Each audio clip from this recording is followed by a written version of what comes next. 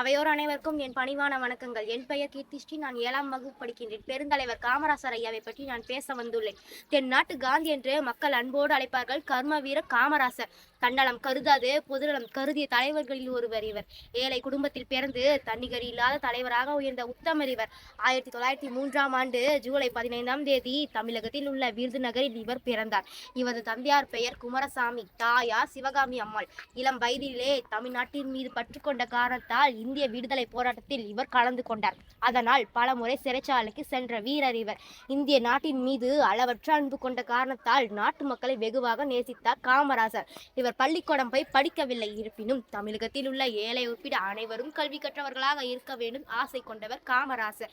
முதலறிஞர் ராஜாஜி தமிழக முதல்வராய் பதவியிலிருந்து விலகிய காரணத்தால் 1954ஆம் ஆண்டு காமராசர் தமிழக முதல்வராய் பதவி கொண்டார். தான் முதல்வராய் பதவி கொண்ட காலத்தில் ஏழை சிறுவன் மாடு மேய்த்து கொண்டிருப்பதை கண்டார். அச்சிறுவனிடம் பள்ளிக்கூடம் போய் படிக்காத காரணத்தை கேட்டார். அச்சிறுவனும் பள்ளிக்கூடம் போனால் எனக்கு உணவு கிடைக்காது, மாடு மேய்த்தால் தான் உணவு கிடைக்கும் என்று பதில் சொன்னான். அந்த பதில் காமராசரின் உள்ளத்தை தேய்த்தது.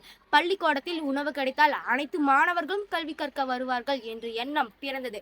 உடனே அனைத்து பள்ளிகளிலும் இலவச மதிய உணவு திட்டத்தை வகுத்தார். இதுவே மதிய உணவு திட்டம் பிறந்த காரணமாகும். தன்னலம் கருதாது நாட்டு மக்களின் நலத்திற்காக பாடுபட்டவர் காமராசர். அதனால் காமராசரை படிக்காத மேதை, கல்வி கண் திறந்தவர், கர்ம வீரர், கருப்பு காந்தி, ஏழைகளின் நண்பன் என்று மக்கள் அன்போடு அழைக்கின்றனர். இவர் ஆட்சி செய்த 9 ஆண்டும் தமிழகத்தின் பொற்காலம் என்று மக்கள் அழைக்கின்றனர். இவர் விட்டு போன சொத்துக்கள் 2 சட்டை, வேட்டி மற்றும் சொற்ப பணமே.